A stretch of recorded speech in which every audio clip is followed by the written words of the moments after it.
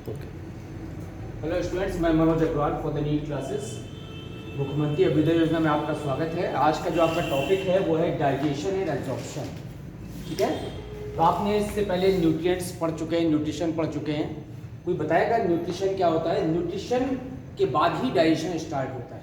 Nutrition means पोषण। पोषण को डिफाइन करेंगे, बताइए। जो हम कोई मतलब पोषण होता है, यानी कि जो हमारे शरीर को ऊर्जा देने के लिए हम जो खाते हैं वो हमारे न्यूट्रिशन कहलाता है। The intake of the nutrients, पोषक पदार्थों का ग्रहण करना, that is called the nutrition. तो हम देखते हैं कि इससे पहले हमने आपको न्यूट्रिएंट्स पढ़ाया था कि न्यूट्रिएंट्स ऑर्गेनिक और इनऑर्गेनिक टू टाइप्स के होते हैं। ठीक है, मेन जो कैटेगरी है डिवाइडेशन किया गया है वो ऑर्गेनिक और इनऑर्गेनिक। ऑर्गेनिक में क्या आता है? कार्बनिक पदार्थ में कार्बोहाइड्रेट आता है। ठीक है, कार्बोहाइड्रेट के अलावा क्या आएगा बताइए? ऐसे सभी पदार्थ जो हमारी बॉडी बिल्डिंग के लिए, हमको एनर्जी देने के लिए, एज वेल एज हमारी मेटाबॉलिक कैपेसिटी को या मेटाबॉलिक रिएक्शंस को परफॉर्म करने के लिए रिस्पॉन्सिबल है, they are called the nutrients and the intake of the nutrients called the nutrition. तो न्यूट्रिशन में यहाँ पर ऑर्गेनिक मटेरियल्स भी और कैसे हैं? इनऑर्गेनिक। तो जो ऑर्गेनिक मटेरियल है, कार्बनिक पदार्थ, वो कौन कौन से हैं? उसमें आता है आपका कार्बोहाइड्रेट। आप जैविक अणु में पढ़ चुके हैं। कार्बोहाइड्रेट है, लिपिड है, प्रोटीन है, विटामिन्स है, ठीक है, as well as nucleic acid है। तो फिर इनऑर्गेनिक में क्या रह गया? केवल तैयार रह गए minerals as well as water. ठीक है, तो carbohydrate, lipid, protein, vitamin, nucleic acid में जो कार्बोहाइड्रेट और लिपिड है, दे गिव्स अस एनर्जी। ये दोनों एनर्जी के लिए, energy giving food. And the protein is the body building food.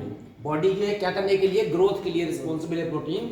And the vitamins as well as nucleic acid is the genetic material. And vitamins, what do you know vitamins? क्या काम है vitamin का? They are called the metabolic regulators, उपापचयी नियंत्रक। उपापचयी नियंत्रक। इसी तरह से मिनरल्स भी, they are the inorganic materials. ठीक है, आयंस के फॉर्म में क्या होते हैं? परफॉर्म करते हैं। और ये दोनों क्या है? विटामिन्स और minerals are called the metabolic regulators, उपापचयी नियंत्रक हैं। इसका मतलब है हमको एनर्जी नहीं दे रहे हैं, लेकिन शरीर में जितनी भी एक्टिविटीज हो रही है, जितनी भी क्रियाएं हो रही हैं, सबको मिलाकर क्या कहते हैं? मेटाबॉलिज्म। और मेटाबॉलिज्म के लिए जो रिस्पॉन्सिबल सब्सटेंस है मेनली, वो क्या है? विटामिन और मिनरल्स।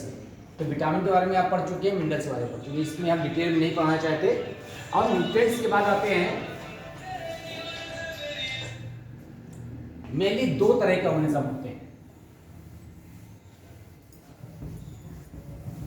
जो एनर्जी का अल्टीमेट सोर्स है पूरे वर्ल्ड में या पूरे संसार में या अर्थ में या यूनिवर्स में, that is called the sun. अब सन से जो एनर्जी आ रही है, that is captured by the, कौन कैप्चर करता है? ऑटोट्रॉफ्स। तो there are two types of organism, they are called the autotrophic as well as the autotroph as well as the heterotroph. दो तरह के ऑर्गेनिज्म है। ऑटोट्रॉफ माने स्वपोषी। स्वपोषी का मतलब जो अपना फूड खुद बना सके। जैसे एग्जाम्पल बताइए? प्लांट्स होते हैं, है ना, via the process of the photosynthesis, प्रकाश संश्लेषण द्वारा अपना भोजन स्वयं बनाने की क्षमता रखते हैं। अब हेटेरोट्रॉफ में आते हैं, इसको क्या कहते हैं? परपोषी। हाँ बेटा, जल्दी बोलिए, नीट के लिए। चलिए देखिए, परपोषी में heterotroph the organism which depends on the others for their food, जो अपने भोजन के लिए, अपने पोषण के दूसरों पर क्या रहते हैं? निर्भर रहते हैं। They are called the heterotrophs. अब हेटेरोट्रॉफ्स में बहुत सारी कैटेगरी है। जैसे बताइए कौन कौन सी कैटेगरी हेटेरोट्रॉफ में? बताइए अगर बोर्ड में कटने लगे। हेटेरोट्रॉफ को फिर से कैटेगराइज किया गया है, जैसे पैरासाइट या पैरासिटिक। न्यूट्रिशन के बेस पे कहेंगे तो क्या कहेंगे? पैरासिटिक। अगर ऑर्गेनिज्म कहेंगे, जीव, तो क्या कहेंगे? पैरासाइट। तो पैरासिटिक हो सकता है, सैप्रोफिटिक हो सकता है, सिम्बायोटिक हो सकता है, सहजीवी। और सिम्बायोटिक के अलावा क्या हो सकता है? होलोजोइक हो सकता है। कौन डिफाइन करेगा? बताइए कि पैरासिटिक पेड़ पौधे किसी दूसरे पर आश्रित नहीं, जरूरी नहीं पेड़ पौधे, हम पेड़ पौधे नहीं कहेंगे, हम ऑर्गेनिज्म कहेंगे जब हमको कंफर्म नहीं है या हमको, अपना जीवन व्यतीत। हाँ, जब हमको ये डिफरेंशिएट नहीं कर पाना है या हमको नहीं पता कि हम एनिमल की कैटेगरी में पढ़ा रहे हैं कि प्लांट की, तो हम सीधे क्या कहते हैं, ऑर्गेनिज्म। जैसे आ जाता है रिस्पिरेशन पढ़ाइए, ठीक है, तो रिस्पिरेशन जो टॉपिक है वो चूंकि एनिमल्स में भी है प्लांट्स में भी है, तो फिर हम यहाँ लिखते हैं कि एनिमल जो रिस्पिरेशन है प्लांट्स से, सीधे रिस्पिरेशन को डिफाइन करते हैं इसके ऑर्गेनिज्म, ठीक है, विच टेक्स प्लेस या which take oxygen is called the aerobic respiration and the organism which does not require the oxygen is called the anaerobic respiration. तो पैरासिटिक में क्या होगा, ऐसे ऑर्गेनिज्म जो दूसरे जीवित जीवों से पोषण लेते हैं, विच टेक्स न्यूट्रिशन। अब न्यूट्रिशन किससे लेंगे, दूसरे जीवों से, जीवित से, फ्रॉम अदर लिविंग ऑर्गेनिज्म, दूसरे जीवित जीवों से अगर पोषण ले रहे हैं, that is called the parasitic. क्योंकि पैरा माने क्या होता है, पैरा मीन्स होता है अदर, और साइट माने होता है प्लेस, दूसरे प्लेस पर, दूसरे जीवों पर पोषण लेने वाले जो पैरासाइट कहलाते हैं। जैसे एग्जांपल प्लांट्स में आप देखें तो कौन है पैरासिटिक, अमरबेल, कस्कुटा कहते हैं उसको, अमरबेल है। इस तो अलग अलग होते हैं, रूट पैरासाइट हो सकते हैं, स्टेम पैरासाइट हो सकते हैं, पार्शियल पैरासाइट हो सकते हैं और ऑब्लिगेट पैरासाइट हो सकते हैं। तो रूट पैरासाइट का मतलब है दूसरे जीवों के या दूसरे पौधों के किससे लेना है, रूट से पोषण लेना है। स्टेम पैरासाइट का मतलब है दूसरे ऑर्गेनिज्म के किससे ले रहे हैं, स्टेम से। अब स्टेम का मतलब प्लांट से ही ले रहे हैं। फिर होता है पार्शियल पैरासाइट, तो पार्शियल का मतलब है कुछ फूड वो खुद सिंथेसाइज करते हैं और कुछ फूड क्या लेते हैं, दूसरे ऑर्गेनिज्म से लेते हैं, तो उसे कहते हैं यहाँ पर कौन सा, आंशिक परजीवी। तो पार्शियल पैरासाइट है या ऑब्लिगेट है। ऑब्लिगेट का मतलब है totally depends on the others for the nutrition, पूरी तरह से पोषण के लिए दूसरों पर निर्भर है, तो टोटल पैरासाइट। इसको बाद में कैटेगराइज करेंगे जब अलग से लेसन पढ़ाएंगे। यहाँ पर कौन सा, हेटेरोट्रॉफिक न्यूट्रिशन। आज हम मेन पार्ट डाइजेशन में आते हैं। अब सैप्रोफिटिक न्यूट्रिशन है। सैप्रोफिटिक का सैप्रोज माने होता है डेड एंड डिके। बायोलॉजी में केवल लैंग्वेज का खेल, इंग्लिश मीडियम आपको पढ़ना पड़ेगा, है ना, इंग्लिश वर्ड ही यूज करनी पड़ेगी क्योंकि ओरिजिन ही किस में हुई है, ग्रीक में हुई है, और उसमें ज़्यादातर वर्ड्स बायोलॉजी में इंग्लिश के ही है। हम उसको हिंदी में डिफाइन करेंगे भी तो आपको शब्दों का अर्थ नहीं आएगा, क्योंकि ऑटो मैंने यहाँ पर क्या होता है, सेल्फ होता है। हम हिंदी में अगर ऐसे ऑटो लिखेंगे तो आपको लगेगा रोड में जो चल रही ऑटो वाली ऑटो है, ठीक है। तो मैं भी हिंदी मीडियम का हूँ, लेकिन प्रयास हम भी कर रहे हैं, आप भी करिए। तो सैप्रोज माने होता है डेड और डिके। तो जितने भी यहाँ पर डेड और डिके मटेरियल से पोषण लेने वाले हैं, तो कहीं कहीं लिखा होता है सेप्रोबायोटिक और कहीं लिखा होता है सेप्रोफिटिक। तो आप समझ लीजिए, फिटिक लिखा हुआ तो फाइटिक मीन्स होता है प्लांट, फाइटर से बना है। तो जब यहाँ पर दूसरे डेड ऑर्गेनिज्म से या सड़े गले पदार्थों से पोषण ले रहे हैं, तो प्लांट्स के केस में अगर पढ़ रहे हैं तो सेप्रोफिटिक, और वैसे सेप्रोजोइक। अगर ऑर्गेनिज्म है तो सेप्रोजोइक और प्लांट्स है तो सेप्रोफिटिक। जब आपको नहीं पता है जैसे आइदर ऑर्गेनिज्म ये प्लांट है कि एनिमल है, तो उसे कहते हैं सेप्रोबायोटिक, ठीक है। बायोलॉजी में हर चीज के लिए अलग अलग वर्ड हैं, जब आपको कंफर्म नहीं हो रहा है। मान लीजिए किसी ने कहा कस्कुटा, हमको समझ में नहीं आ रहा कस्कुटा एनिमल है कि प्लांट है। हम एग्जाम में लिखेंगे, अगर हमने एनिमल लिख दिया तो हो सकता है प्लांट हो तो काट देगा एग्जाम में, तो हम लिखेंगे द ऑर्गेनिज्म कस्कुटा, ऑर्गेनिज्म लिख दीजिए, उसमें सब चल जाएगा, माइक्रोऑर्गेनिज्म भी, एनिमल भी और प्लांट भी। तो ये सेप्रोफिटिक हो गया। सेप्रोफिटिक में बहुत सारे ऐसे बैक्टीरिया हैं, ठीक है ना, वो जो क्या करते हैं, सड़े गले पदार्थों से न्यूट्रिशन लेते हैं, वो सेप्रोफिटिक है। फिर हम आते हैं सिम्बायोटिक। सिम्बायोटिक हिंदी में कहते हैं सहजीवी। सिम माने साथ साथ, वो मोबाइल वाला सिम है, वो SIM है, ये क्या है, SYM, सिम बायोटिक। बायोटिक माने जीव, साथ साथ रहने वाले जीव। तो साथ साथ जो रह रहे हैं वो क्या करेंगे, बताइए, हाँ बताओ भाई। साथ साथ रहने वाले जीव हैं ऐसे जीव जो दूसरे जीवों के साथ कैसे रहते हैं, यहाँ पर एक दूसरे को ना हानि पहुंचाते हैं और ना ही लाभ करते हैं। हाँ, एक दूसरे को लाभ पहुंचाते हैं। Both partners takes benefit from each other.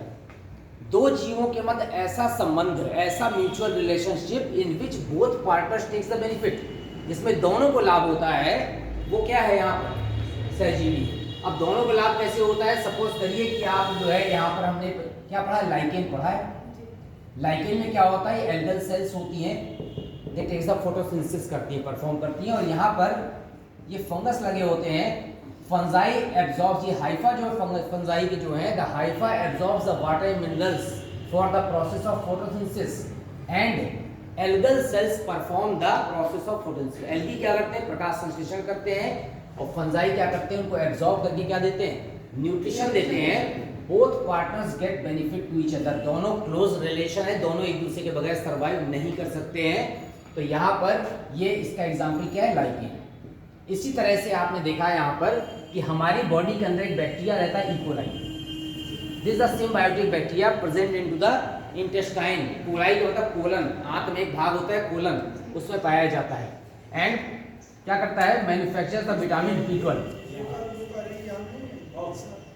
Vitamin NDA का अलग नहीं चल, अच्छा एनडीए कंबाइंड है, आ जाओ बेटा। विटामिन B12 बनाता है। अब विटामिन B12 बनाएगा तो हमारी इंटेस्टाइन में क्या ले रहा है, वो हमसे इंटेस्टाइन में स्पेस ले रहा है, उसको हैबिटेट माने आवास मिला हुआ है फ्री में रहने के लिए, और बदले में क्या कर रहा है, वो पोषण ले रहा है हमारी बॉडी से, लेकिन विटामिन B12 बना रहा है ताकि हमारी बॉडी में एनीमिया ना हो। एनीमिया जानते हैं, रक्त क्षीणता। विटामिन B12 की कमी से क्या हो जाता है, रक्त क्षीणता हो जाती है। तो इसका रासायनिक नाम किसी को पता है B12 का, इट इज द साइनोकोबालामिन, ठीक है ना, मोस्ट इंपॉर्टेंट विटामिन है। और जो बी कॉम्प्लेक्स में मेन पार्ट, बी कॉम्प्लेक्स में B1 B2 के साथ B12 ही रहता है। इसीलिए जब भी कोई जो है आपको प्रॉब्लम होती है डाइजेशन संबंधित, डॉक्टर कहता है बी कॉम्प्लेक्स की कैप्सूल लेना है, क्योंकि ये क्या होता है, सिम्बायोटिक बैक्टीरिया भी होता है, ये नहीं इकोलाई, और हमारी बॉडी में विटामिन B12 लगातार बनाता रहता है। अगर किसी कंडीशन में कम बनने लगा तो फिर हम बी कॉम्प्लेक्स लेते हैं। फिर हम आते हैं चौथे पार्ट में, होलोजोइक न्यूट्रिशन। अब हम आ गए एनिमल में, जिसके लिए मेन ये टॉपिक आज मिला हुआ है। होलोजोइक को कहते हैं पूर्णभोजी। पूर्णभोजी का मतलब है ये होल प्लांट या एनिमल को या पार्ट ऑफ एनिमल प्लांट को क्या करते हैं, फैगोसाइटाइज करते हैं, भक्षण करते हैं, और उसको अपने फूड के रूप में एब्जॉर्ब करते हैं। That is called the holozoic nutrition. तो होलोजोइक में ये लिक्विड के फॉर्म में भी ले सकते हैं, सॉलिड के फॉर्म में भी ले सकते हैं। और ये जो होलोजोइक न्यूट्रिशन है, इसके बहुत सारे क्या हैं, टाइप्स हैं। जैसे होलोजोइक में मनुष्य भी आता है, फ्रॉग भी आता है, जितने भी most of the developed animals हैं उसमें होलोजोइक न्यूट्रिशन। देखो यार सही है कि नहीं, सही है, टेम्परेरी काम है होलोजोइक। अब होलोजोइक में अलग अलग कैटेगराइज कर दिया। कैसे कर दिया, एक होता है फ्रूगीवोरस,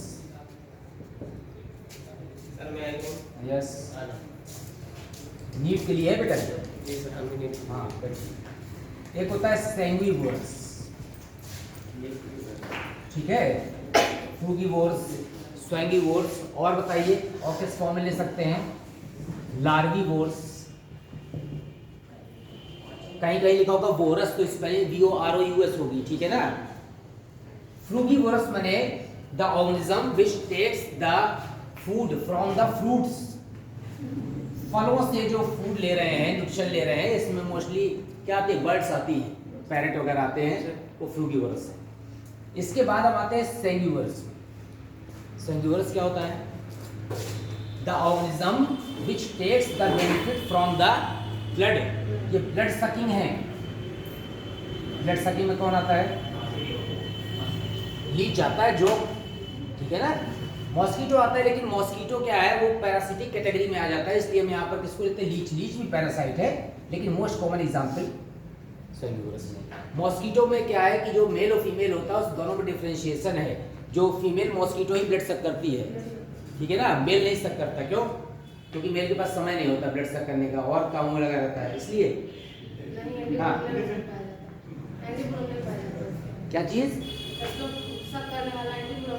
हाँ, जो ब्लड सकिंग अपरेटस है या जो माउथ पार्ट्स हैं वो पियर्सिंग एंड सकिंग टाइप केवल फीमेल में ही होते हैं, ठीक है ना। और मेल में क्या होते हैं, वो जो पॉलिन ग्रेन्स है या उसका जो नेक्टर होता है वो केवल नेक्टर को सक कर सकता है, हमारी बॉडी में पियर्स नहीं कर, छेद नहीं कर सकता, इसलिए यहाँ पर मॉस्किटो नहीं। लार्वीवोर्स में क्या होता है, the animals which depends on the larva of others.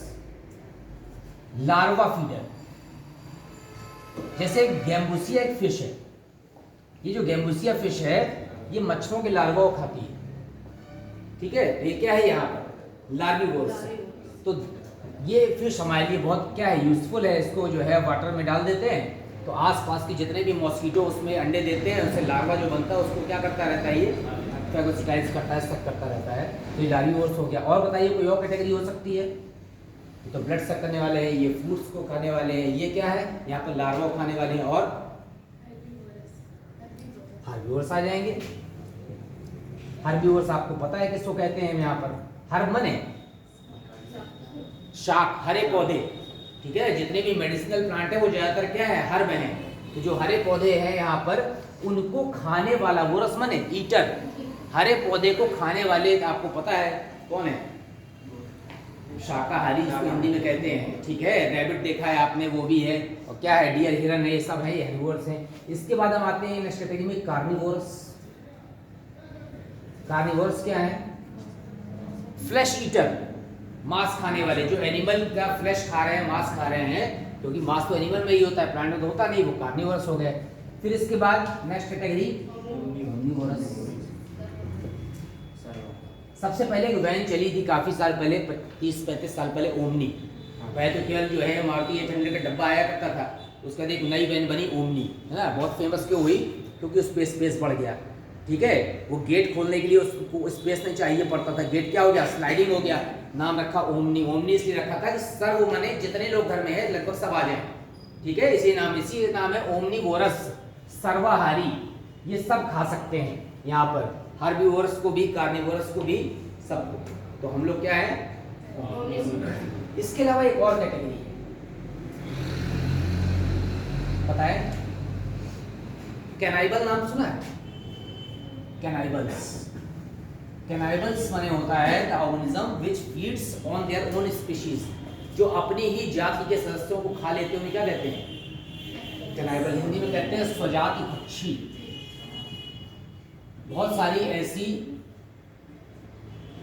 Species है, प्रजातियां नहीं, बहुत सारी ऐसी वैरायटी है ह्यूमन बीइंग्स की, आदिवासी ट्राइबल एरियाज में, जो अपने ही सदस्यों को मार के खा लेते हैं। जब लोग मर जाते हैं तो उसका मीट खा लेते हैं, वो लोग सोचते हैं कि वेस्ट नहीं करना है इसको, कहाँ इसकी बॉडी हम यहाँ वहाँ करें तो उसका हम ही यूज कर लें। तो क्या है, कैनाइबल से। इसके अलावा एक और क्या है, फाइलम आर्थ्रोपोडा में एक जंतु है, और उसमें भी है रेप्टिलिया में, वो भी क्या है, कैनाइबल है।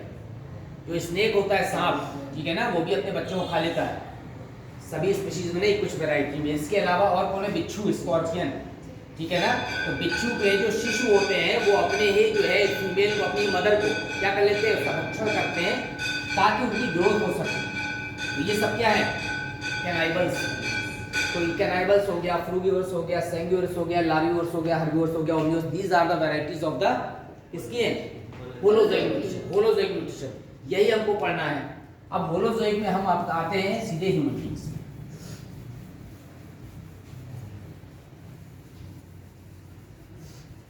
अब दो प्रोसेस होता है, एक होता है पिनोसाइटोसिस, एक होता है फैगोसाइटोसिस।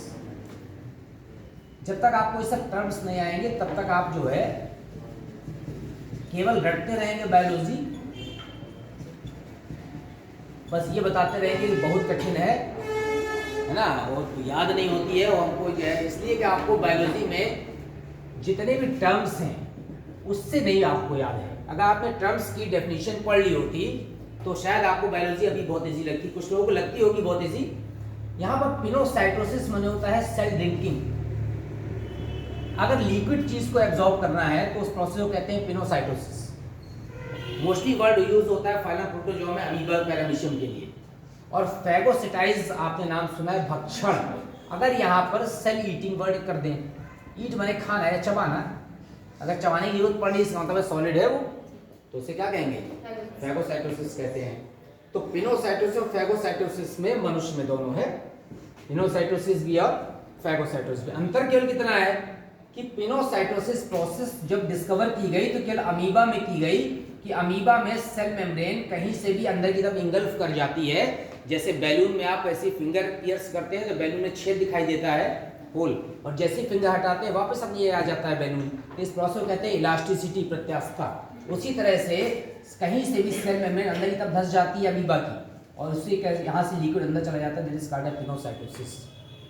फैगोसाइटोसिस के लिए भी ये प्रोसेस होती है, लेकिन फैगोसाइटोसिस मोस्टली क्या होता है, जो स्यूडोपोडिया होते हैं पादाब, वो चारों तरफ से फूड मटेरियल को क्या कर लेते हैं, घेर लेते हैं, इंगल्फ, और उसके बाद यहाँ सेल मेम्ब्रेन अंदर फट जाती है और यहाँ से मटेरियल कहाँ जाता है, बॉडी के अंदर आ जाता है, दैट इज कॉल्ड फैगोसाइटोसिस।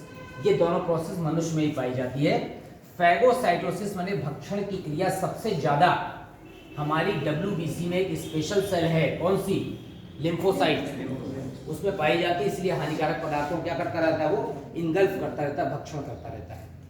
अब आते हैं यहाँ पर कि मेनली पाचन और अवशोषण।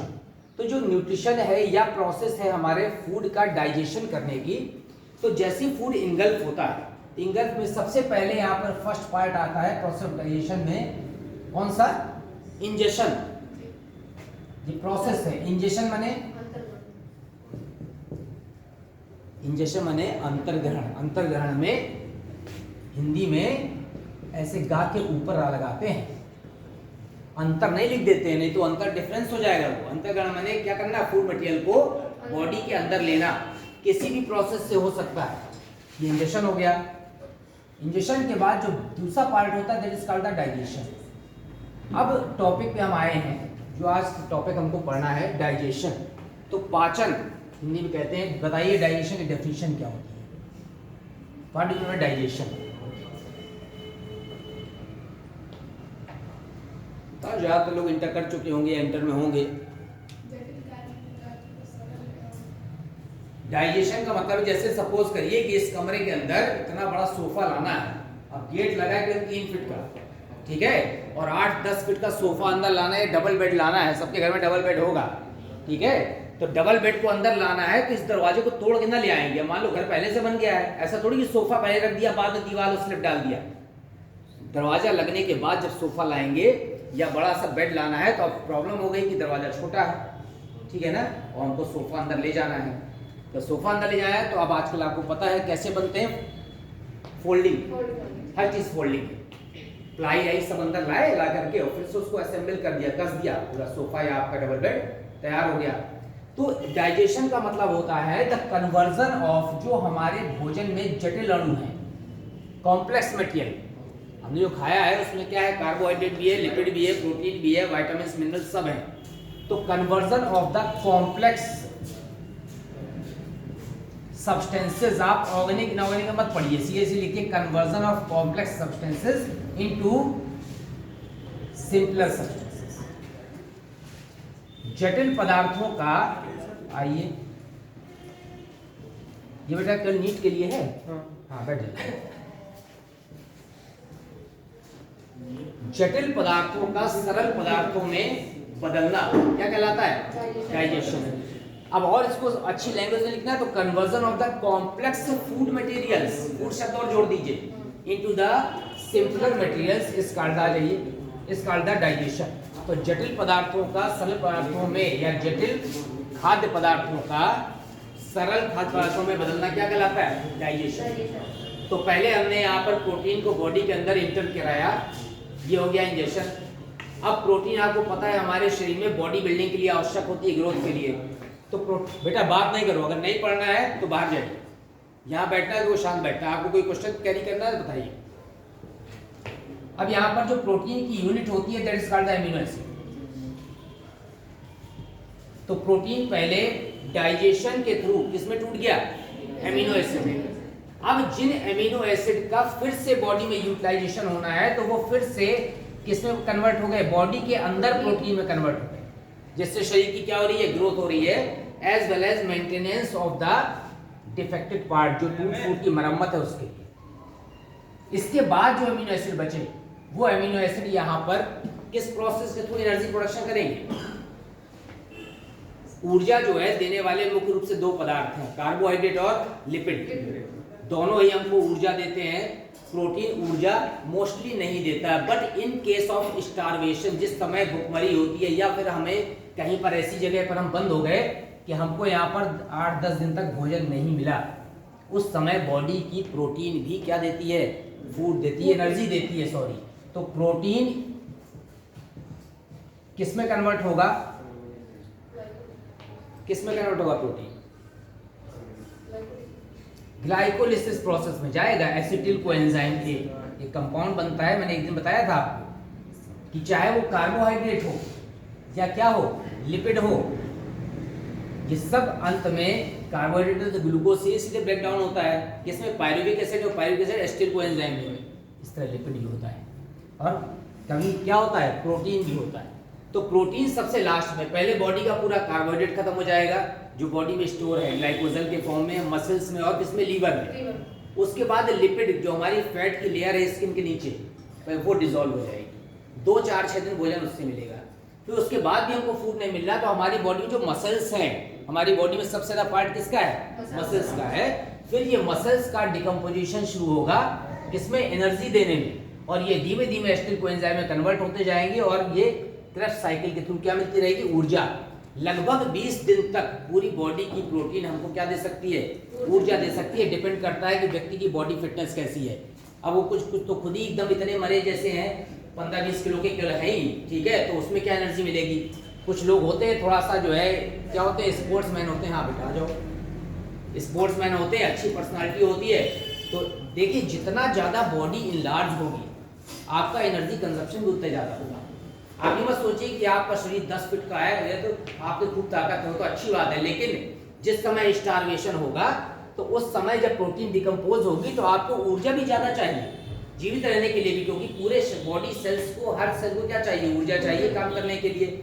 तो प्रोटीन डिकम्पोज होती रहेगी एसिटिल कोएंजाइम में और लगातार ऊर्जा मिलती रहेगी। लगभग 20-25 दिन तक, सबसे मिलाकर के लगभग 30-35 दिन तक ऊर्जा मिल सकती है। डिपेंड करता है बॉडी के ऊपर। कुछ लोग तो 10 ही दिन में ऊपर चले जाते हैं और कुछ लोग बंद कर दो कमरे में कि पानी में मिलता रहे तो 20-25 दिन जिंदा रह सकते हैं। उसके बाद केवल हड्डी का ढांचा रह जाता है। तो ये जो हम डाइजेशन बता रहे थे आपको कि conversion of the complex food material into the simpler materials is called the digestion. अब डाइजेशन के बाद तीसरा स्टेप आता है एब्जॉर्प्शन, अवशोषण। अवशोषण क्या होता है, जो हमने पचा लिया भोजन, digested food, that is the small intestine and contains the various, यार बेटा यूपीएससी की नीट साइड में हॉल में, दीज आर द विलाई। क्या है ये विलाई, क्या है, these are the projections into the small intestine. आप यूपीएससी के लिए बेटा बगल में हॉल, ये यहाँ पर स्मॉल इंटेस्टाइन में वेरियस प्रोजेक्शंस है, that is called the villi. इन्हें हिंदी में रसांकुर कहते हैं। And the villi contains the lymphatic vessels. Lymph vessels होती है अंदर, लसिका वाहिनियां, और लसिका वाहिनी के नीचे ब्लड वेसल्स होती हैं, ब्लड कैपिलरीज कहना चाहिए, पतली रक्त वाहिनियां, जिससे होकर के पूरा फूड एब्जॉर्ब होकर के अंत में कहाँ चला जाता है, कहाँ चला जाता है बताइए, ब्लड में जाता है। और ब्लड के अलावा जो है, जो लिम्फेटिक सिस्टम में ये जा रहा है, उस लिम्फेटिक सिस्टम से कहाँ चला जाएगा, लिम्फ नोड्स में कुछ पार्ट जाता है, किसके लिए, एनर्जी प्रोडक्शन के लिए। मेन पार्ट ये है कि विलाई जो रसांकुर फूड मटेरियल को, डाइजेस्टेड फूड मटेरियल को एब्जॉर्ब करती है। हम जो कुछ भी खाते हैं, everything is converted into the liquid form. सारा भोजन लिक्विड फॉर्म में कन्वर्ट हो जाता है। उस लिक्विड फॉर्म को हमारी विलाई एब्जॉर्ब कर लेती है, छोटी आंत में जो होते हैं, that is called the absorption. अब अवशोषण के बाद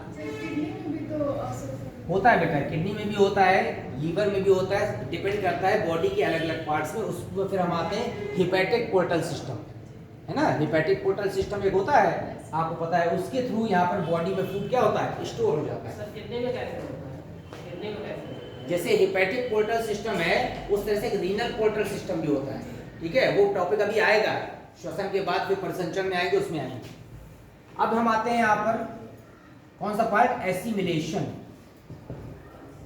एसिमिलेशन क्या है,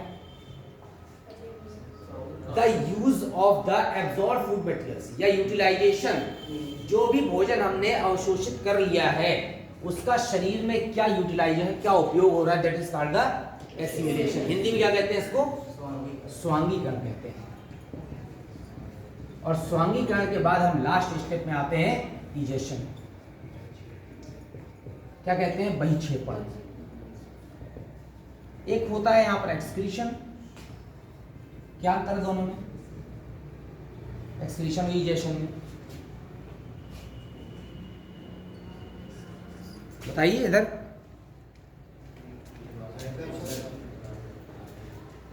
तो भाई डिजेशन और एक्सक्रीशन में क्या अंतर है? ये है बहिक्षेपण और ये क्या है? उत्सर्जन। दोनों का फंक्शन तो वही है, मतलब है क्या करना, शरीर से पदार्थों को कहाँ निकालना, बाहर। कौन से पदार्थों को? Waste material. लेकिन फिर भी डिफरेंस है दोनों में, इजेशन एक्सक्रीशन में। The removal of the nitrogenous waste material, कौन सा? Nitrogenous waste material in the form of the liquid and gases, चाहे वो CO2 के फॉर्म में हो, चाहे वो अमोनिया के फॉर्म में हो, चाहे वो यूरिया के किस रूप में घुल जा रहा हो, यूरिन के फॉर्म में हो, इस तरह का मटेरियल जिसमें अमोनिया के साथ साथ नाइट्रोजन मटेरियल मिले हो, उसमें वर्ड क्या यूज होता है? एक्सक्रीशन। तो बाद में CO2 किससे हटा, क्योंकि CO2 गैसियस फॉर्म में होती है, तो वो तो किसमें यूज हो जाती है? रिस्पायरेशन। ठीक है, बॉडी में जैसे ऑक्सीजन आती है तो CO2 निकल जाती है, तो हमने कल किसको ले लिया? नाइट्रोजन वेस्ट मटेरियल को। फिर हम आते हैं इजेशन में, the removal of the undigested solid waste material. जो अनडाइजेस्टेड वेस्ट मटेरियल है जो हमारी इंटेस्टाइन से बाहर निकल रहा है, कौन सी? लार्ज इंटेस्टाइन से। छोटी आंत में तो ये सब फंक्शन हो गया, उसके बाद बड़ी आंत जो बची, बड़ी आंत में भोजन का पाचन नहीं होता, वो केवल क्या करती है? वेस्ट मटेरियल को, वाटर और मिनरल्स अब्सॉर्ब कर लेती है, और फिर जितना भी वेस्ट मटेरियल बचता है उसको कहाँ निकाल देती है? शरीर से बाहर निकाल देती है। That is called the egestion. तो ये जो 5 स्टेप हैं, इसके थ्रू हम यहाँ पर पूरा बॉडी की मैकेनिज्म होती है। अब इसमें जो सबसे मेन पार्ट है वो है डाइजेशन। डाइजेशन पढ़ने के लिए, ह्यूमन बींग्स अगर हम डाइजेशन पढ़ रहे हैं तो हमको सबसे पहले क्या पता होना चाहिए कि हमारी बॉडी में जो डाइजेस्टिव सिस्टम है, उस डाइजेस्टिव सिस्टम में कौन कौन से पार्ट आते हैं। तो मैमल्स में सबसे ज़्यादा डेवलप्ड एनिमल्स कौन है? ह्यूमन बींग है। तो डाइजेस्टिव सिस्टम किसका पढ़ेंगे? ह्यूमन बींग्स का पढ़ेंगे। अब डाइजेस्टिव सिस्टम को 2 पार्ट में डिवाइड कर दिया है, क्यों? अपनी सुविधा के लिए, ताकि हम आसानी से समझ सकें। एक को कहते हैं एलिमेंट्री कैनाल, हिंदी में कहते हैं आहार नाल। ठीक है, कुछ लोग या अधिकांश लोग हिंदी मीडियम के होंगे, मैं भी हूँ, तो आपको थोड़ा सा कठिनाई अगर आई तो आप बता दिया करिए, हम उसको इसलिए हिंदी में बताए थे, लेकिन इंग्लिश में लिखने में भी इजी होता है और आपको समझने में भी इजी होता है। ठीक है, एलिमेंट्री कैनाल इसको कहते हैं डाइजेस्टिव ग्लैंड्स, पाचन ग्रंथियां। तो एलिमेंट्री कैनाल और डाइजेस्टिव ग्लैंड्स 2 सिस्टम मिल करके बनाते हैं डाइजेस्टिव सिस्टम, पाचन तंत्र। तो पाचन तंत्र आपको पता है, the group of the organs, अंगों का ऐसा समूह which perform a specific function, जो एक विशिष्ट कार्य करता है, उसको कहते हैं तंत्र। जैसे कहेंगे श्वसन तंत्र, तो उसमें नासा छिद्र भी है, और कौन है? ट्रैकिया है, श्वास नली है, उसके बाद लंग्स है, ये सब मिलकर एक काम कर रहे हैं, रिस्पायरेशन। इसी तरह से मान लीजिए हम आते हैं डाइजेशन में, तो ये क्या है? लिप्स है या ओरल ट्यूब है। उसके बाद क्या आता है? इसोफेगस, ग्रास नली। पहले फेरिंग्स आती है, फिर ग्रास नली आती है, फिर स्टमक आता है, फिर छोटी आंत, बड़ी आंत सब आती है। सब मिलाकर एक फंक्शन कर रहे हैं, कौन सा?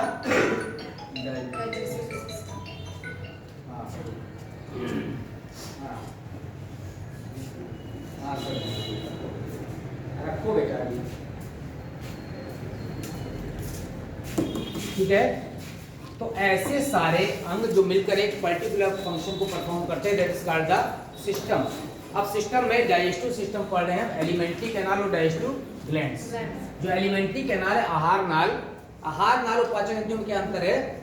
जिस पार्ट में फूड इंटर करता है, the part in which the food इंटर्स is called the alimentary canal. अब फूड किस में इंटर करेगा? सबसे पहले हमारे माउथ में जाता है, माउथ के बाद फेरिंग्स में जाता है, ग्रसनी में, फेरिंग्स के बाद ईसोफेगस में जाता है, ग्रास नली, फिर आता है स्टमक में, फिर आता है स्मॉल इंटेस्टाइन में, और इसके बाद लार्ज इंटेस्टाइन। इस पार्ट से होता हुआ फूड ट्रेवल करता हुआ आगे बढ़ता है, that is called the alimentary canal.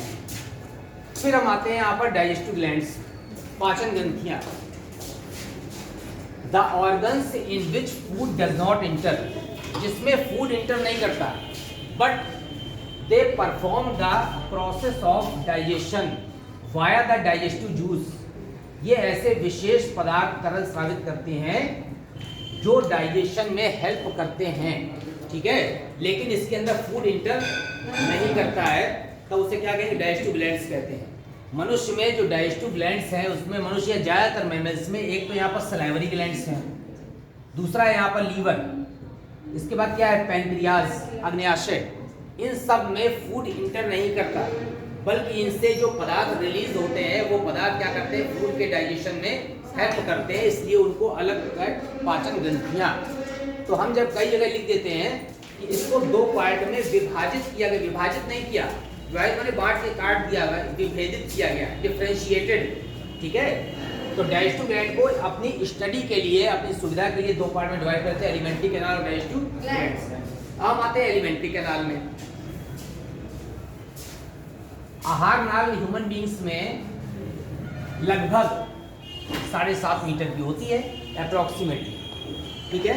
तो लिखा होता है 8 से 10 मीटर लंबी, टोटल रचना 8 से 10 मीटर लंबी है, उसमें भी स्मॉल इंटेस्टाइन सबसे ज़्यादा है, लगभग 7.5 मीटर। तो ये कोई आपका ऑब्जेक्टिव क्वेश्चन नहीं है कि 8 से 10 मीटर लंबी होती है। सबसे पहले यहाँ पर जो फूड इंटर करता है वो किसमें करता है, माउथ में इंटर करता है। माउथ में क्या है, आगे की तरफ जो लिप्स होते हैं ये क्या होते हैं, मूवेबल होते हैं, अपर और लोअर लिप में डिफरेंशिएट किया गया है। लिप के अंदर और दांत के बीच में जो रचना होती है उसको फिल्ट्रॉन कहते हैं। क्या कहते हैं, दांतों के और ओठ के बीच का जो गैप, ठीक है ना, इसके बीच में क्या कहते हैं, फिल्ट्रॉन कहते हैं। फिर इसके बाद अंदर जैसे फूड इंटर करता है तो उसको कहते हैं ओरल कैविटी, ठीक है। ओरल माने ना, ओरल का मतलब ही होता है। तो आपका जो माउथ है उसमें आप देखेंगे ऊपर की तरफ पैलेट है, तालू, नीचे की तरफ क्या है, टंग है। बेस में जैसे मान लो हम खड़े हैं, ये कमरा पूरा ओरल कैविटी है, तो जो बेस है टंग है, ठीक है ना। इसकी सीलिंग क्या है, पैलेट है, और साइड जो दीवारें हैं वो क्या है, चीक्स हैं, गाल। इसमें पैलेट हो गया, ठीक है, चीक्स हो गया, और क्या हो गया, टंग हो गया। अब पैलेट जो है वो दो पार्ट में डिवाइड है क्या, ये पैलेट, पैलेट क्या है, तालु क्या है, किस चीज से बना है, ये हमारा जो क्या है, क्रेनियल सिस्टम है, ये हमारा जो क्रेनियल सिस्टम है, इस क्रेनियल सिस्टम में जो बोन है, ठीक है,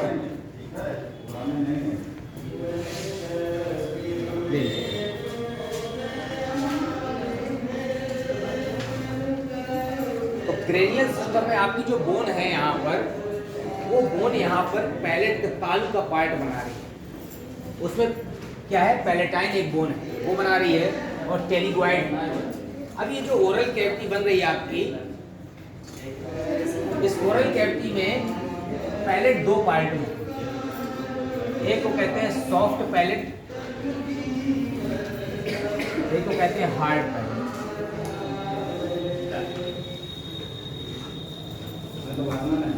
अब सॉफ्ट और हार्ड पैलेट जो है, कठोर तालु और मुलायम तालु, इसको कैसे डिफरेंशिएट करना है, आप देखिए। हमारी जीभ जहां ऊपर टच करती है, ठीक है ना, वो आगे का पार्ट क्या है, हार्ड। इसके बाद हम जब जीभ अपनी पीछे की तरफ ले जाते हैं, कहाँ, सीलिंग में, तो वो कैसा पार्ट होता जाता है। तो आप अपनी जीभ टच करके देखिए, ऊपर जब आप टच करेंगे आगे की तरफ वाला पार्ट, तो वो कैसा है, हार्ड है। और जैसे जैसे हम अपनी टंग को पीछे ले जाते हैं तो वो पार्ट कैसा हो जाता है, सॉफ्ट हो जाता है। जो सॉफ्ट पैलेट है वो सबसे लास्ट में एक ऐसी रचना में विभेदित है, जब आप शीशे में अपना मुंह खोल के देखेंगे तो लास्ट में ऐसा पार्ट क्या है, इनवेजिनेटेड, दैट इज कॉल्ड द ओव्यूला। क्या करता है, इसका फंक्शन क्या है, भोजन निगलने में सहायता करता है। इसके अलावा जो हमारी ओरल कैविटी के ठीक पीछे का भाग कहलाता है फेरिस ग्रसनी। तो ग्रसनी वो पार्ट है जहां से ओरल ट्यूब और एयर ट्यूब, मतलब इसका श्वसन मार्ग, भोजन मार्ग दोनों जहां मिल जाते हैं, इसे क्या कहते हैं, ग्रसनी।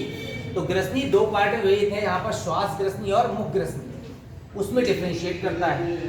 फिर हम आते हैं चीक्स में, गाल आपको पता है सॉफ्ट पार्ट होता है, फ्लैशी पार्ट होता है। इसके सबसे इनर मोस्ट लेयर पर म्यूकस की लेयर होती है। ये श्लेष्म परत के कारण जो पाचक एंजाइम होते हैं वो हमारे गाल को नहीं पचा लेते, नहीं तो ये भी मसल्स है जो एंजाइम सीक्रेट होते हैं हमारे गाल को क्या कर लें, पचा लें। ये जो म्यूकस की सीक्रेशन होता है, म्यूकस रिलीज होता रहता है, उसके कारण से हमारा गाल क्या रहता है, सेफ रहता है। हम जब कोल्ड ड्रिंक पीते हैं तो कोल्ड ड्रिंक कैसी होती है, एसिडिक होती है, जब आप ज़्यादा चिल्ड कर देते हैं उसको तो वो और ज़्यादा झन्नाटेदार हो जाती है। तो जब बहुत ज़्यादा हम यहाँ पर बेसिक या बहुत ज़्यादा एसिडिक चीज़ खाते हैं तो वो हमारे लेयर को क्या करती है, नुकसान पहुँचाती है। इसीलिए भगवान ने पानी को कैसा बनाया, न्यूट्रल बनाया, इसलिए इसको यूनिवर्सल सॉल्वेंट कहते हैं कि हर चीज़ लगभग इसी प्रकृति की यूज होनी चाहिए। अब हम आते हैं इसमें टंग में सबसे मेन पार्ट है माउथ कैविटी का, बक्कल कैविटी भी कहते हैं, मुख गुहा भी कहते हैं, बक्कल कैविटी भी कहते हैं, ओरल कैविटी भी कहते हैं, बहुत सारे नाम हैं, ठीक है। हम आते हैं मेन पार्ट टंग में। सबसे पहले तो टंग की स्पेलिंग याद कर लीजिए, बहुत सारे लोगों को नहीं पता होती है, ठीक है। तो जो है जैसे कोई कहता है टंग तो ऐसे कर लेते हैं, ऐसे टाउन जैसे टाउन, ऐसे नहीं है। उसकी टंग की डेफिनेशन ये है, खैर मैं इंग्लिश नहीं पढ़ा रहा हूँ आपको। ये जीभ क्या होती है, हमारी मांसल रचना है फ्लैशी, और फ्लैशी पार्ट में पीछे से जुड़ी है और आगे से फ्री है, पीछे से जुड़ी है और आगे से फ्री है। मेढक में क्या होता है, उसकी जीभ बहुत बाहर तक निकलती है कीटों को पकड़ने के लिए, तो आगे से जुड़ी होती है और पीछे फ्री होती है। पीछे का पूरा पार्ट निकल कहाँ जाता है, आगे। लेकिन मनुष्य में ऐसा नहीं है, हमारी टंग जो है पीछे से जुड़ी है और आगे से फ्री। आगे से भी जो फ्री है वो पूरी तरह से फ्री नहीं है, नीचे से फ्रेनम लिंगुई एक पार्ट होता है उससे जुड़ी होती है। अब ये जो मांसल पार्ट है ऐसी रचना होती है। इस मांसल पार्ट में यहाँ पर बहुत सारे क्या पाए जाते हैं, टेस्ट बड्स होती है, पैपिली होते हैं। पैपिली में होता है उभार, हमारी जो जीभ है वो एकदम स्मूथ नहीं है, उसमें बहुत सारे उभार हैं। कुछ लोग होते हैं ऐसे जीभी लेते हैं टंग को, इससे खूब रगड़ के करते हैं कि पूरी हमारी जीभ के जितने पैपिली हैं वो छिल जाते हैं, ठीक है। तो हमको टंग साफ करनी, लेकिन इतनी जोर से नहीं करनी है कि उसमें जो टेस्ट बड्स है वो क्या हो जाए, डैमेज हो जाए। तो पैपिली होते हैं, तो यहाँ पर इस तरह के पैपिली हो सकते हैं, इस आकार के पैपिली हो सकते हैं, इसको कहते हैं फंगीफॉर्म, हिंदी में कहते हैं कवकनुमा पैपिली, ठीक है। यहाँ पर जो पाए जाते हैं उसको कहते हैं फिलीफॉर्म। इसके अलावा इस जगह पर पैपिली पाए जाते हैं ऐसे, और एक पैपिली ऐसे होते हैं, एक वी के आकार की रचना में आते हैं, इसको कहते हैं सर्कमवैलेट। क्या कहते हैं, सर्कमवैलेट। ये उल्टा वी के आकार की रचना में आते हैं ऐसा। इस जगह पर साइड पर पाए जाते हैं, इसे कहते हैं फोलिएट। ये पत्ती नुमा होते हैं, तो ये फोलिएट पैपिली है, ये सर्कमवैलेट है, ये कवक के आकार के फंगीफॉर्म है, नीचे क्या है, फिलीफॉर्म है। ये सब पैपिली में एक को छोड़ करके फिलीफॉर्म को सब में टेस्ट बड्स पाई जाती है, स्वाद अंकुर पाए जाते हैं। और ये टेस्ट बड्स क्या करती है, स्वाद ग्रहण में सहायता करती है। हमारा जो अग्र छोर होता है आगे, कौन से पार्ट का अनुभव करता है बताइए, अग्र छोर। ये मीठे और ये कड़वे और ये साल्टी, इस टेस्ट का अनुभव करते हैं। इसके अलावा हमारी टंग क्या करती है, भोजन को निगलने में सहायता करती है, भोजन को चबाने में सहायता, चबाती नहीं है, चबाने में सहायता करती है, उसको लार में मिलाने में सहायता करती है। वेरियस फंक्शन होते हैं टंग के। फिर हम आते हैं इसके बाद डेंटिशन। इसका इंपॉर्टेंट पार्ट कौन सा है, डेंटिशन, दंत विन्यास। ये ओरल कैविटी में सबसे इंपॉर्टेंट पार्ट है। दंत विन्यास क्या होता है, दांतों के लगे होने का क्रम। जैसे बॉटनी में हम पढ़ते हैं इनफ्लोरेसेंस माने पुष्पक्रम। पुष्पम क्या है, the arrangement of the flowers on the branch, शाखा में पुष्प के लगे होने का क्रम। उसी प्रकार से दंत विन्यास क्या है कि हमारे जबड़े में दांतों के लगे होने का क्रम क्या कहलाता है, दंत विन्यास कहलाता है। दो तरह के टीथ होते हैं, एक को हॉर्नी टीथ कहते हैं और एक को कहते हैं ट्रू टीथ या रियल टीथ, वास्तविक दांत या एक्चुअल। जो हॉर्नी टीथ होते हैं इनकी जो ओरिजिन है वो कहाँ से है,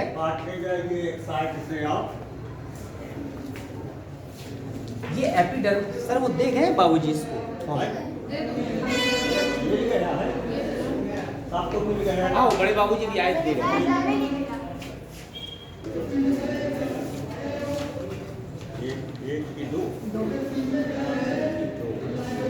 बाबूजी एक दे दीजिए, इसी घर के भतीजे वाला कर दे दो। हाँ देखिए, हम जो टीथ बता रहे थे आपको, there are two types of teeth. एक होता है हॉर्नी टीथ, ये वास्तव में एपिडर्मल ओरिजिन। आपको पता है कि डर्मिस के ऊपर एक लेयर होती है एपिडर्मिस, और जो ट्रू या रियल टीथ हैं ये जबड़े में धंसे होते हैं, जबड़े की हड्डी से, और ये जो है कैसे होते हैं, डर्मल ओरिजिन के होते हैं। तो मनुष्य में कैसे पाए जाते हैं, या मोस्ट ऑफ द मैमल्स में ट्रू या रियल टीथ हैं। ये जो हॉर्नी टीथ हैं किसमें पाए जाते हैं, इसमें मैमेलिया में एक ग्रुप होता है प्रोटोथीरिया, उस प्रोटोथीरिया को कहते हैं एग्जांपल डकबिल प्लेटिपस, कांटेदार चींटीखोर, स्पाइनी एंटीटर, एकिडना, बहुत सारे नाम हैं, उसमें पाए जाते हैं। तो हम आते हैं यहाँ पर ट्रू टीथ में। तो वास्तव में जो मनुष्य के दांत हैं वो जबड़े की हड्डी में गर्त में धंसे होते हैं। ऐसे दांत को क्या कहते हैं, दांतों की 3 विशेषताएं बुक में लिखी रहती है। क्या लिखी रहती है, एक तो यहाँ पर सबसे पहली विशेषता कौन सी है दांतों की, बताइए। There are 3 special features in the teeth. दांतों में मुख्य रूप से 3 विशेषताएं, कौन कौन सी, नहीं ये तो फंक्शन है, 3 विशेषताएं दांतों।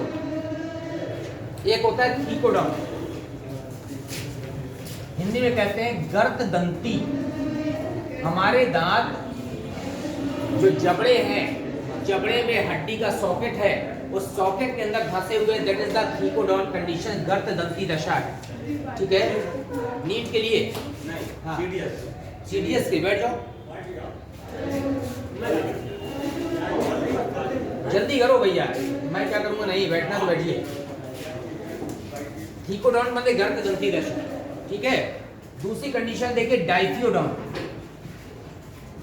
डाइफियोडॉन माने द्विबार दंती, जीवन में दांत 2 बार निकलते हैं मोस्ट ऑफ द मैमल्स, जो 2 बार निकलते हैं उसमें जो पहली बार का जो टीथ होता है that is called the milk teeth, दूध के दांत होते हैं, और दूसरी बार के जो टीथ होते हैं that is the permanent teeth, स्थायी दांत। तो पहले मिल्क टीथ निकलते हैं, बाद में उसके गिरने से क्या निकलते हैं, परमानेंट टीथ निकलते हैं। तीसरी विशेषता कौन सी है दांतों की, तीसरी विशेषता है हेट्रोडॉन, विषम दंती। दांतों का कार्य के अनुसार अलग अलग आकृतियों में पाया जाना हेट्रोडॉन दशा कहलाता है। कार्य के अनुसार अलग आकृति में पाया जाना। तो मनुष्य में मुख्य रूप से 4 प्रकार के दांत होते हैं हेट्रोडॉन में। कौन कौन से होते हैं, एक को कहते हैं इंसिजर, हिंदी में कहते हैं कृंतक, सिंबल है आई। दूसरा होता है कैनाइन, सिंबल है सी, इसको क्या कहते हैं हिंदी में, रत्नक कहते हैं। कुत्ते में और जंगली जानवरों में ये बड़े होते हैं, जिसको देख के डर लगता है कि जो हमारे छोटे हैं उनके क्या है, बड़े हैं।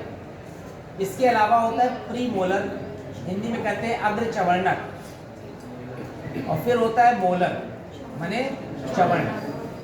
जो इंसिजर होते हैं वो केवल कुतरने के लिए होते हैं, किसी चीज को क्या करना है, कुतरना है।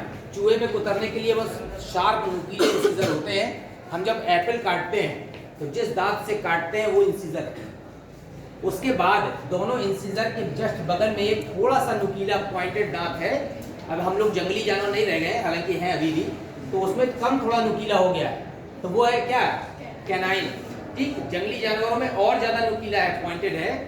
इसके बाद अगर आप सेंटर से देखें तो ये ऊपरी जबड़ा है या पर, और ये है लोअर जा।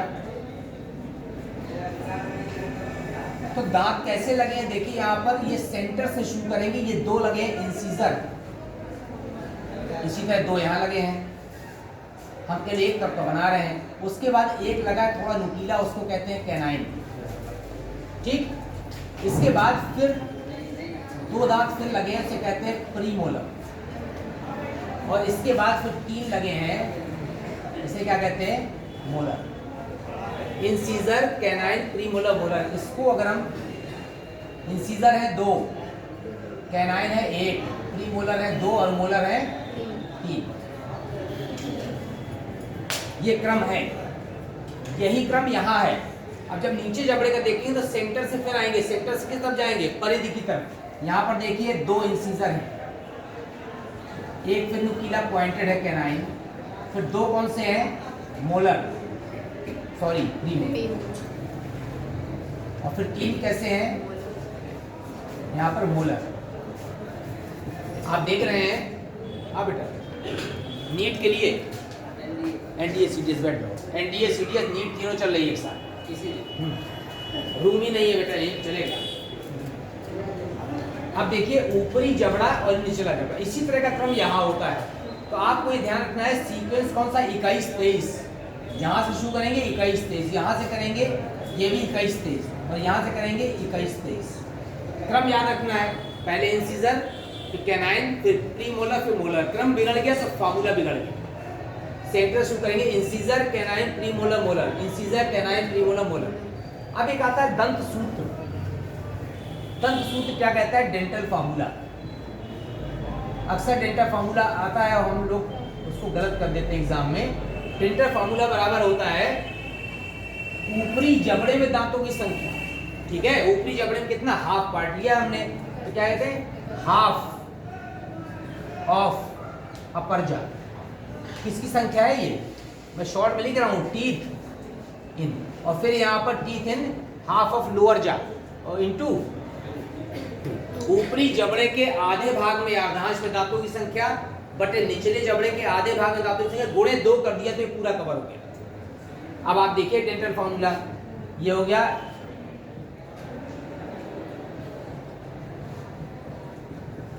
ऊपर इंसीजर कितने थे? 2, नीचे भी 2। कैनाइन ऊपर भी एक था, नीचे भी एक। प्री मोलर ऊपर भी 2 थे और नीचे भी 2 हैं, और मोलर ऊपर भी 3 थे, नीचे भी 3 हैं। अब इसका इंटू 2 कर दो।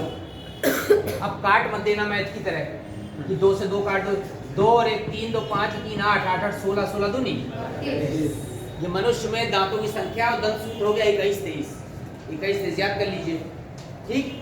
अब क्या होता है? छोटा बच्चा होता है तो उसका सूत्र होता है यहाँ पर 21 02। हमको क्रम पता है, इंसीजर कैनाइन प्रीमोलर और मोलर। इसका मतलब है इंसीजर तो 2 होते हैं, कैनाइन भी होते हैं, लेकिन प्रीमोलर में अग्र चवर्णक नहीं होता। अग्र चवर्णक में बीच में थोड़ा बच्चे के दांत में गैप रहता है। किसके बीच में? मोलर और कैनाइन के बीच में। उस गैप को कहते हैं डायस्टेमा, दंतावकाश। इसका मतलब है अग्र चवर्णक छोटे बच्चे में नहीं निकलते कि बाकी सब। और मोलर कितने निकलते हैं? 2। यहाँ कितने हैं? 3। तो ये वाला मोलर तीसरा नहीं निकलता, तो तीसरा नहीं निकलेगा तो 2 और 1 3 2 5 5 5 10 10 दूनी 20। तो ये जो तीसरा मोलर है इसे कहते हैं विजडम टीथ, अकल डांड, ठीक है? ये अकल डांड का मतलब ये नहीं कि जब अकल आएगी तब निकलेगा, ये 18-20 की एज के बाद निकलता है, इसको विजडम टीथ कहते हैं। यहाँ तक भोजन नहीं पहुँच पाता, हम भोजन चबाते हैं तो ये वाला जो तीसरा मोलर ये इतना किनारे होता है कि भोजन वहां तक नहीं जा पाता है। इसका मतलब इसका कोई रोल नहीं डाइजेशन में, भोजन को ग्रिंड करने में, पीसने में कोई भी रोल नहीं है, इसलिए इसको वेस्टिजियल ऑर्गन, अवशेषीय अंग माना गया है। तो वैसे दांत जो फंक्शनल होते हैं वो 28 होते हैं, ठीक है? और टोटल कितने होते हैं? 32। चारों तरफ का एक एक मोलर हटा दीजिए तो कितने रह जाएंगे? 28 रह जाएंगे जो क्रियाशील होते हैं, लेकिन टोटल कितने होते हैं? 32। तो मिल्क टीथ का फॉर्मूला 21 02 हो गया और परमानेंट टीथ का फॉर्मूला 21 23 हो गया। इस तरह आप याद कर लीजिए। जो हॉर्स वगैरह होते हैं, घोड़े, उसमें शायद दांतों की संख्या 44 या 46 होती है। तो सबका आपको क्या याद कर लेना है? फार्मूला। आप ये क्रम याद रखिए, इसी क्रम से सबके दांत डिसाइड होते हैं। बस डिपेंड करता है कि जो घोड़ा वगैरह होता है उसमें जो दांतों में जो सीक्वेंस होता है वो यही होता है, लेकिन उसका जो जबड़े में दांत ऐसे लगे, यू की आकृति, ऐसे बहुत लंबा ऐसे जबड़ा होता है, ठीक है ना? मनुष्य में क्या होता है? ऐसा ऐसा बना। ये यहाँ पर लगभग क्या है? यहाँ पर सेमी सर्किल है और ये यहाँ पर क्या है? यू की आकृति का है। तो दांतों की संख्या से आप यहाँ पर दंत फॉर्मूला याद कर लेंगे। फिर हम आते हैं यहाँ पर कि जो इंसीजर होते हैं वो केवल कुतरने के लिए होते हैं, कैनाइन होते हैं चीरने फाड़ने के लिए, और जो प्री मोलर और मोलर होते हैं वो क्या होते हैं? पीसने के। उसका जो सरफेस होता है अपर सरफेस वो फ्लैट होता है, और फ्लैट पे थोड़े थोड़े से गर्त होते हैं, लेगुनी। उस गर्त में भोजन को पीसने के लिए स्पेस बन जाता है। किसी किसी में 2 क्या होते हैं? लेगुनी होते हैं, किसी में 3 होते हैं।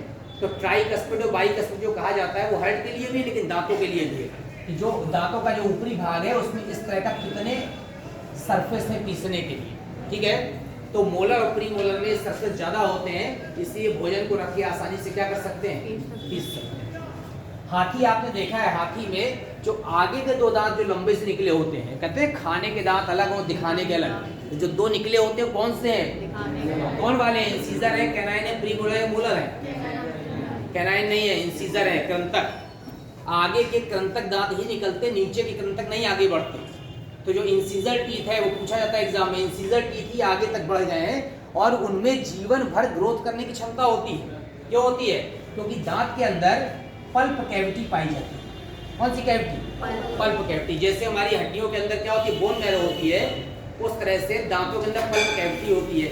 हमारे अंदर भी है और सारे जंतुओं में दांतों में है, लेकिन हाथी में जो पल्प कैविटी होती है वो नीचे से बंद नहीं होती, नीचे से खुली होती है। जब नीचे से खुली होती है तो लगातार यहाँ से पल्प कैविटी में जो एमिलोब्लास्ट लेयर है, ओडोंटोब्लास्ट है, वो लगातार विभाजन करती है और इंसीजर दांत की लंबाई क्या होती है, बढ़ती चली जाती है।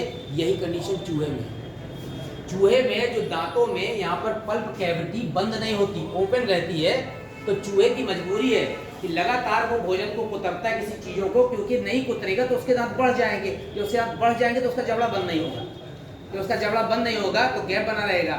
इसलिए लगातार चीज़ों को काटता रहता है ताकि दांत क्या होते रहे, घिसते रहे। जब दांत लगातार घिसते रहते हैं तो उसके घिसने के कारण से लंबाई नहीं बढ़ता, इसलिए चूहा लगातार क्या करता है, कुतरता है। कौन से दांत से? इंसीजर से, कुतरने वाले दांत से। हम दांत की आंतरिक संरचना देखें, अलग अलग तरह के दांत, इंसीजर अलग है क्या नहीं, साइज और शेप अलग अलग है, लेकिन इंटरनल स्ट्रक्चर सेम है। ये जो दांत है हमारा, ये हड्डी के या जबड़े के गर्त में फंसा हुआ है, सॉकेट में। तो दांत का जो पार्ट यहाँ इसके अंदर बंद है, दांत हड्डी के सॉकेट में, उस पार्ट को कहते हैं रूट। ये पार्ट अंदर की तरफ फंसा हुआ है जो हमको दिख नहीं रहा, जब डॉक्टर कभी खींच के निकालता है तो पूरा बाहर आता है। अब इसमें वो पार्ट जो मसूड़े में फंसा हुआ है उसे क्या कहते हैं, बताइए। जो पार्ट हमको दिख रहा है वो ये, इसको कहते हैं क्राउन, इसको कहते हैं गाल, और ये है रूट। मेन पार्ट कौन सा है हमको दिख रहा है, क्राउन। अब ये जो रूट है, ये वाला पार्ट जो जबड़े के अंदर फंसा हुआ है, तो पूरे दांत में जो क्राउन पार्ट है इसके ऊपर एक बॉडी की हार्डेस्ट लेयर होती है। बॉडी की कौन सी लेयर? Hardest layer. इतनी हार्ड लेयर पूरे बॉडी में कहीं भी नहीं पाई जाती, that is called the enamel.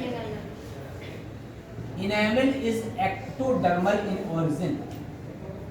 इसकी जो ओरिजिन होती है आपको पता है, 3 तरह की लेयर होती है, एक्टोडर्म, मेसोडर्म और एंडोडर्म। पूरी बॉडी इससे बनी है। हम लोग इसलिए क्या है, ट्रिप्लोप्लास्टिक बने, त्रिस्तरीय है। तो जो इनेमल है दैट इज द एक्टोडर्म। अब ये जो इनेमल है किसका बना होता है? ये बना होता है कैल्शियम कार्बोनेट का, कैल्शियम फास्फेट का, Ca3PO4 ट्वाइस। ठीक है, मैं केमिस्ट्री नहीं पढ़ा रहा हूँ, अपने हिसाब से फॉर्मूला देख लीजिएगा। कैल्शियम कार्बोनेट और कैल्शियम फास्फेट का बना होता है। इतना हार्ड होता है कि अगर इस पर आयरन की रॉड ही मारी जाए, दांत को अलग करके, दांत में मार लेना, जब दांत टूट जाए तो उसमें अगर आयरन की रॉड मारते हैं हम तो स्पार्किंग होती है, इतना हार्ड होता है। अब इस पूरे पार्ट में, मिड पार्ट में और रूट पार्ट में जो एक लेयर होती है जो पूरे दांत को चारों तरफ से घेरे रहती है, that is called the cementum. क्या कहते हैं इसको? क्राउन वाले पार्ट को कहते हैं इनेमल और बाकी पार्ट को क्या कहते हैं? सीमेंटम। अब दांत के अंदर इस जगह पर पल्प कैविटी पाई जाती है, ये कैविटी है। इस कैविटी में ब्लड वेसल्स होती है, रक्त वाहिनियां, और नर्व सेल्स होती है, न्यूरॉन्स। इसीलिए कभी दांत उखाड़ते हैं तो बहुत दर्द होता है, क्योंकि तंत्रिकाएं भी हैं और अंदर रक्त वाहिनियां है, इसके अंदर खोखला होता है और अंदर से न्यूट्रिशन, जहाँ जो भी खा रहे हैं वो पोषक पदार्थ यहाँ से अंदर किसको मिल रहा है? दांत को मिले, इसलिए दांत हेल्दी है। अगर हमको अच्छे न्यूट्रिशन नहीं मिलेंगे, मिनरल्स नहीं मिलेंगे, विटामिन नहीं मिलेंगे, तो दांत क्या हो जाएगा? कमजोर हो जाएगा। तो इसको कहते हैं अंदर पल्प कैविटी। पल्प कैविटी में अंदर की तरफ जो लेयर लगी होती है, इस लेयर को कहते हैं ओडोंटोब्लास्ट। क्या कहते हैं? ओडोंटोब्लास्ट। ये लेयर, ये ओडोंटोब्लास्ट। ये ओडोंटोब्लास्ट लेयर लगातार विभाजन करती है किसकी सहायता से? पोषक पदार्थों की सहायता से, और दांतों को क्या रखती है? हेल्दी रखती है। अगर ये हमको पर्याप्त न्यूट्रिशन नहीं मिला तो ओडोंटोब्लास्ट में डिवीजन खत्म हो जाता है। जब डिवीजन खत्म हो जाता है तो दांत हमारे क्या होने लगते हैं? कमजोर हो जाते हैं। और जब कमजोर हो जाते हैं तो दांत पूरा नहीं उखड़ता, थोड़ा थोड़ा सा पार्ट टूट टूट के गिरता है दांतों का। ठीक है, इतने इतने दांत घिसने लगते हैं। तो ये जो ओडोंटोब्लास्ट है, इसके अलावा यहाँ पर एक लेयर होती है, उसको कहते हैं एमिलोब्लास्ट।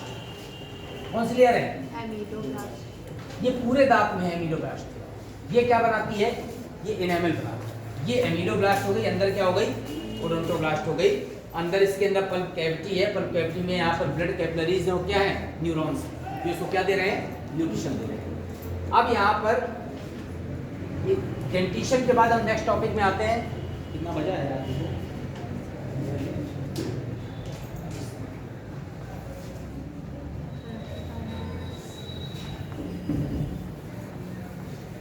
डेंटिशन के बाद हम आते हैं किसमें, एक पार्ट है फेरिंग्स, ग्रसनी। फेरिंग्स आपको पता है, मैंने बताया था कि ऐसा भाग जिसमें कौन सा पार्ट, भोजन और श्वसन मार्ग दोनों मिल जाते हैं।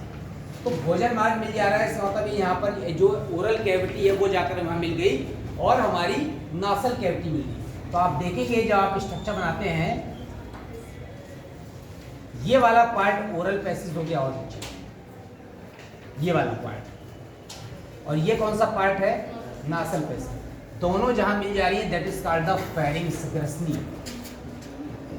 अब क्या है, ग्रसनी के बाद आप देखेंगे कि ये जो नासल पार्ट है, इसमें एन लिख दे रहा हूं, अलग कलर से करता है, समझ में आए कि नासल पार्ट यहां से आ गया आगे,